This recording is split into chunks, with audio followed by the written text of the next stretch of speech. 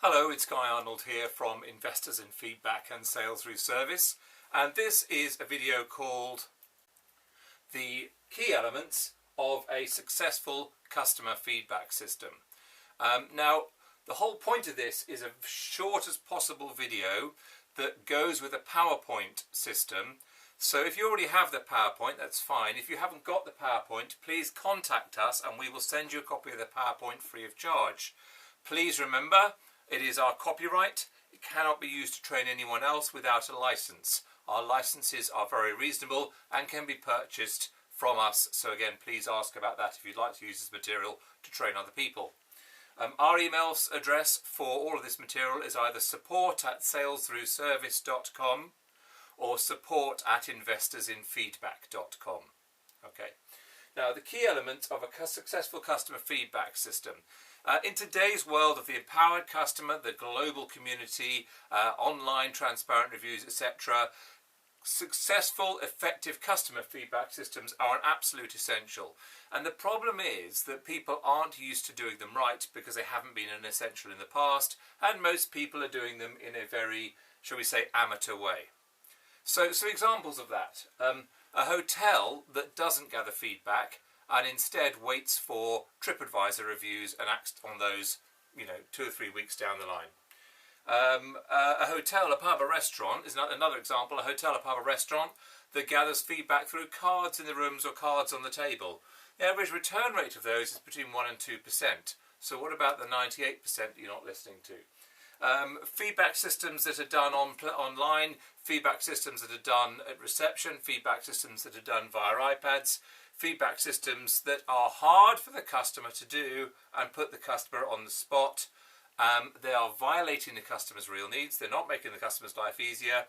They are not showing attention, and they are not therefore building trust.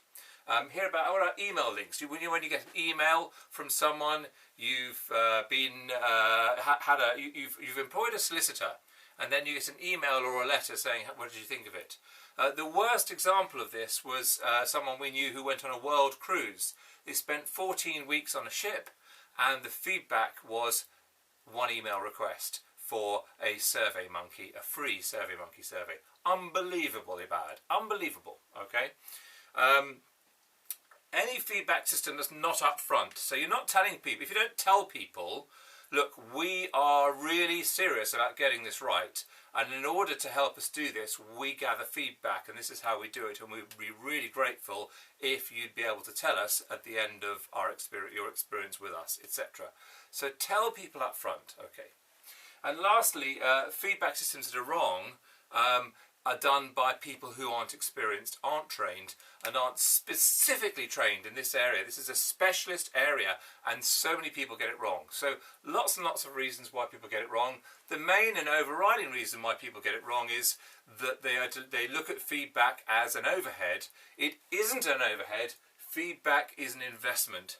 Feedback is an investment in customer loyalty, market research, continual improvement, people empowerment, people incentivization, people reward, reputation, referrals. Wow, what an amazing investment. So it really needs to be done right. Okay, so there are 3 steps in a successful customer feedback system. 1, the feedback. Okay, how do you gather the feedback? 2, how do you get a score?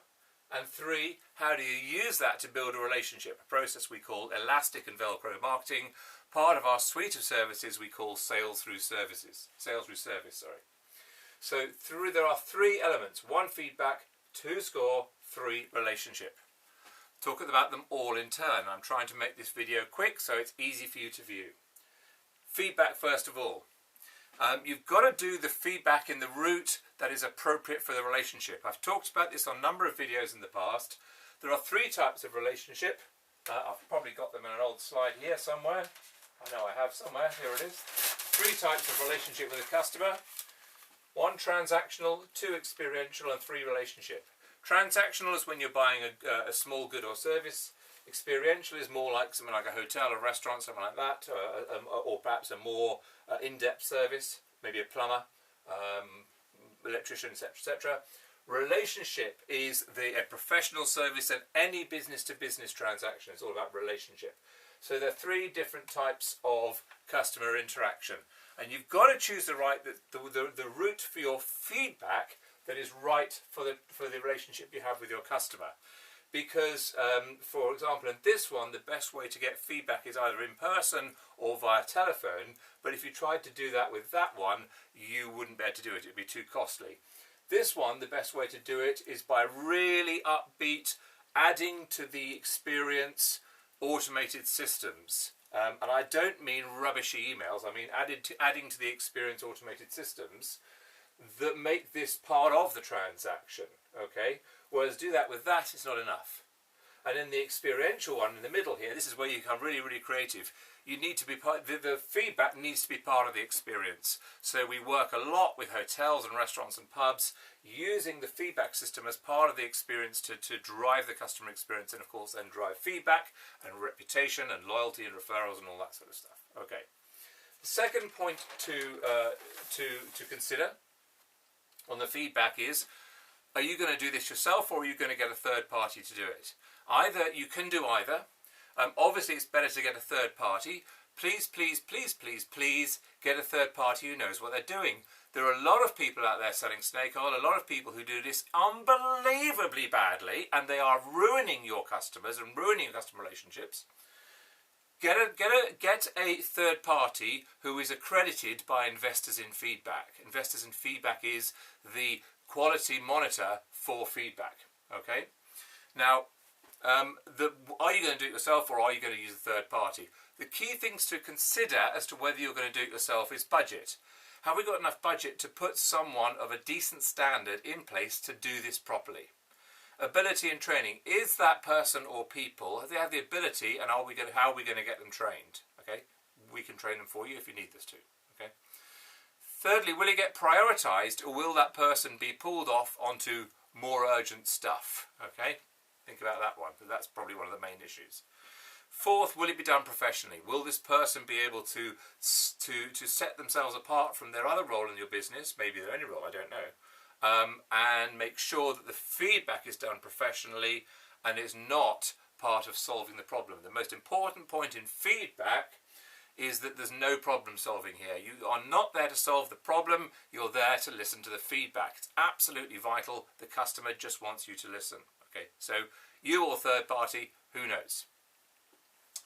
Next thing to consider on feedback is your wording. Your wording needs to be very carefully thought through. This is, I'll do a telephone one, and I've just explained the words, but these words need to be personalised to your situation and your customer relationship. A courtesy call on behalf of so-and-so to find your opinion of the experience and what you think we or they could have done better. We're not selling you anything. We're here to just listen to you.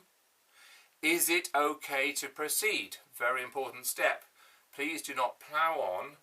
If it isn't okay, find a time when it is okay, or graciously withdraw. Say thank you very much. If you don't want to give us feedback now, that's absolutely fine. Make sure they have a route to give you feedback should they wish to change their mind in the future. Okay? You do not have to get 100% of people. This is not a sales call. You do not have to ram anything down their throats. This is about building relationships. Okay? So is it okay to proceed? And then lastly, it may be a good idea to tell them what will happen with the feedback. Then you listen, and move forward on it. So the next step is what we call Leo. Remember Leo. The next step in this is Leo. Listen, empathise, and use open questions. Leo. Listen, empathise, open questions. I'm not going to go into that at the moment. It's such a massive subject in its own way. It's a massively important training need for anyone who's doing this sort of material. When you're doing your Leo, you're listening, empathising, and open questions. Make sure you're taking notes.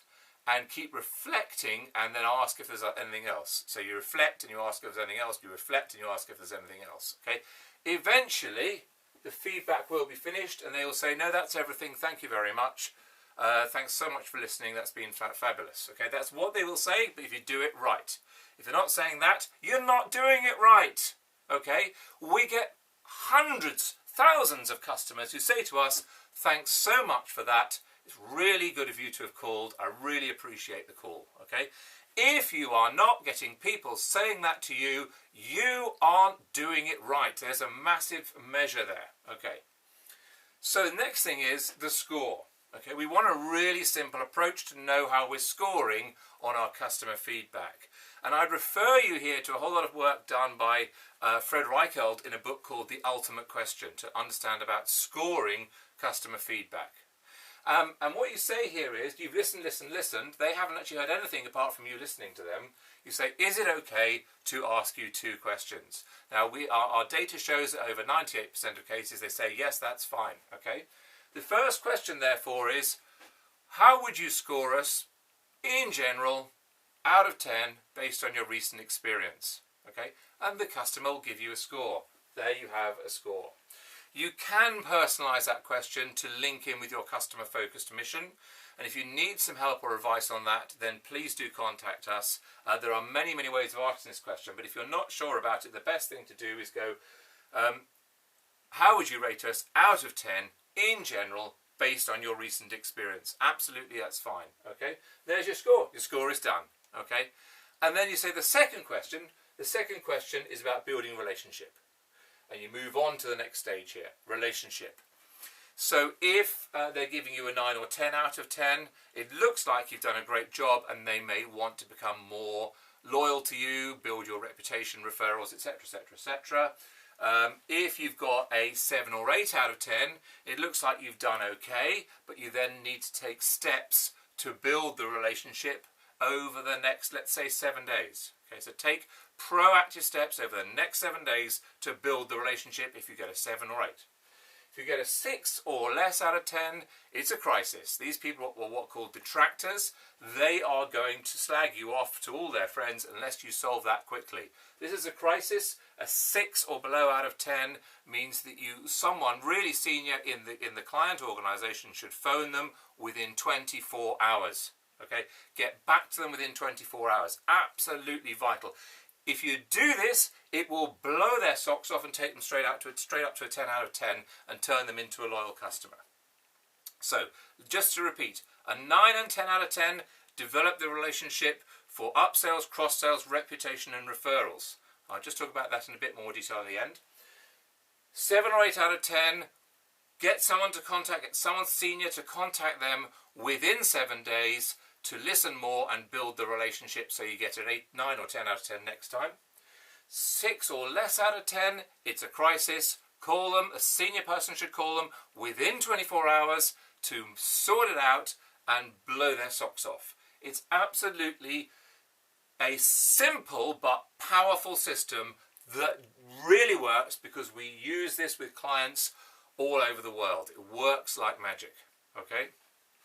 Just a little one I wanted to say to you about the 9 or 10s out of 10s. There are 3 types of relationship, remember. Transactional, experiential, and relationship. Okay? In a transactional way, when you get a 9 or 10 out of 10, the customer's probably going to want to know about deals for repeat sales or to send deals on to their friends. They could also be persuaded to write you a review in an online place. Okay, so that works pretty well. So transactional is about deals and reviews. Experiential, a 9 or 10 out of 10. These people may want to join a VIP club or have special offers or special privileges in your organisation. And they may also want to recommend you to their friends. So special privileges and recommendations. Make recommendation easy. Put recommendation systems in place. And with relationships, it's all about turning that into a special relationship. So they could be people who would advise you and help you build your business. You bring them closer. They could also be people who would use your other services or sister companies. And people who you could get closer to and start to work very closely with and really build a relationship and really do it properly. Okay, so turn a relationship into a special relationship, and the other thing you get out of these ones is referrals. Okay, so these people will refer you, and what you need is a referral system in place to make sure they can and will refer you. So these ones, deals, repeat sales and reviews. These ones, VIP clubs and recommendation systems. These ones is about special relationships and referrals. Okay, get it right. Do it right for the right people. And so many people get this hideously wrong. Okay, so there you are. That is the full thing. That's how to do it. Those are the key elements of a successful customer feedback system. Get the feedback right, then go for a score, and then build the relationship. If you want any more information on this, have a look at investorsinfeedback.com, have a look at our website, salesthroughservice.com, or contact us on support@salesthroughservice.com, and you can access this material. We can send a coach out to help you get this right, or you can take a license and we'll train you how to use this material inside your business, or to train others inside your business or externally in other businesses if you're a coach or trainer yourself. So lots of options available to you. Please don't use this outside the copyright. That's just the standard way of things. So remember, investorsinfeedback.com is the body you need to look at for feedback, and salesthroughservice.com is our website where you can sign up for free information and also find out about licensing this material to deliver internally or externally. Thanks very much for watching. I sincerely hope this has been a help to you. My name's Guy Arnold from salesthroughservice.com. Good luck and keep gathering referrals and do it brilliantly. And if one of your people phone me for it, I'll tell them how brilliant I think they are. Thanks so much.